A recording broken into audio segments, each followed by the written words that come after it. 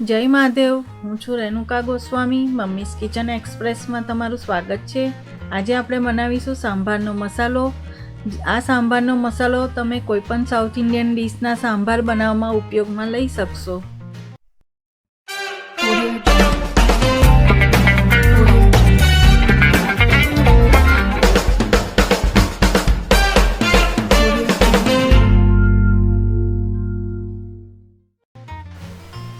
સાંભાર મસાલો બનાવવા માટે મેં અહીંયા આ બધા ઇન્ગ્રીડિયન્ટ્સ લીધા છે, જેમાં 2 ચમચી અડદની દાળ લીધી છે, 2 ચમચી ચણાની દાળ લીધી છે, 1 ચમચી તુવરની કોરી દાળ લીધી છે, 1 ચમચી આખા ધાણા લીધા છે, 1 ચમચી રાઈ લીધી છે, 1 ચમચી આખી મેથીના દાણા લીધા છે, 1 ચમચી જીરું લીધું છે, કોપરું સૂકું મેં આ રીતે કટ કરીને લઈ લીધેલું છે,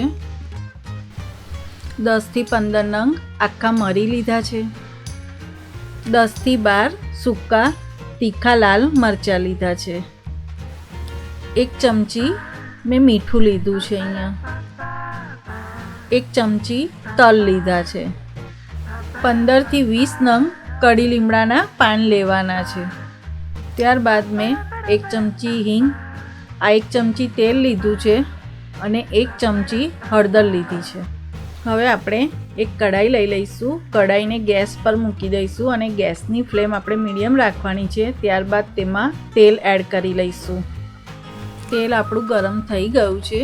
તેમાં આપણે અડદની, ચણાની અને તુવરની દાળ એડ કરી લઈશું અને એને આપણે સાંતળી લઈશું. હવે આપણે દાળને ત્યાં સુધી સાંતળવાની છે જ્યાં સુધી તેનો થોડો કલર ચેન્જ ના થાય. અને આ દાળ શેકાશે એટલે તેમાંથી સરસ તમને સ્મેલ આવશે, એટલે આપણી દાળ સતળાઈ ગઈ છે. આપણી આ દાળ સતળાઈને તૈયાર થઈ ગઈ છે અને તેમાંથી મસ્ત મજાની સ્મેલ આવી રહી છે. હવે તેમાં આખા ધાણા એડ કરી લઈશું અને તબેથાની મદદથી આ રીતે તેને પણ મિક્સ કરી લઈશું. હવે આપણે તેમાં આખું જીરું એડ કરીશું, મેથી એડ કરીશું, કડી લીમડાના પાન એડ કરી લઈશું અને એને પણ આ રીતે શેકી લઈશું. ત્યારબાદ તલ, રાઈ,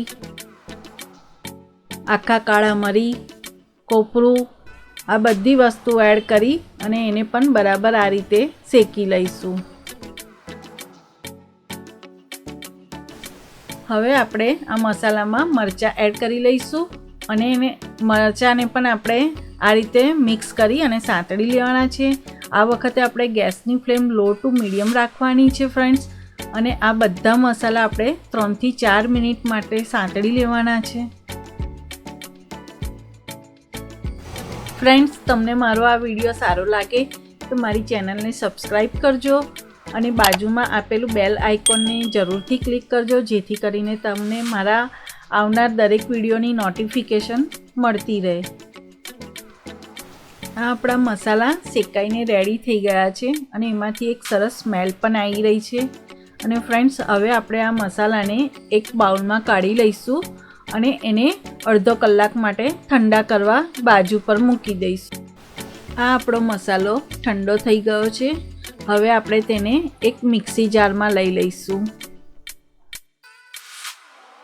હવે આપણે આમાં 1 ચમચી મીઠું, 1 ચમચી હિંગ અને 1 ચમચી હળદર એડ કરી લઈશું. બધી વસ્તુઓ મિક્સર જારમાં મેં એડ કરી લીધી છે. હવે આપણે આને ક્રશ કરી લઈશું. આ આપણો સાંભારનો મસાલો બનીને રેડી થઈ ગયો છે. એનો કલર પણ એકદમ સરસ આવ્યો છે અને એમાંથી સ્મેલ પણ બહુ જ સરસ આવે છે. ફ્રેન્ડ્સ, આ મસાલો તમે બનાવીને 6 મહિના સુધી યુઝ કરી શકો છો. એને એક એરટાઇટ કન્ટેનરમાં ભરી લેવાનો છે. ફ્રેન્ડ્સ, તમે આ સાંભાર મસાલાની રેસીપી તમારા ઘરે જરૂરથી એક વખત ટ્રાય કરજો અને તમારો અનુભવ મારી સાથે શેર કરજો. અને જો તમને આ મારો વિડીયો સારો લાગે તો મારા વિડીયોને લાઈક કરજો, તમારા ફ્રેન્ડ્સ ગ્રુપમાં મારા વિડીયો શેર કરજો અને મારી ચેનલને સબસ્ક્રાઈબ કરજો. Thank you for watching.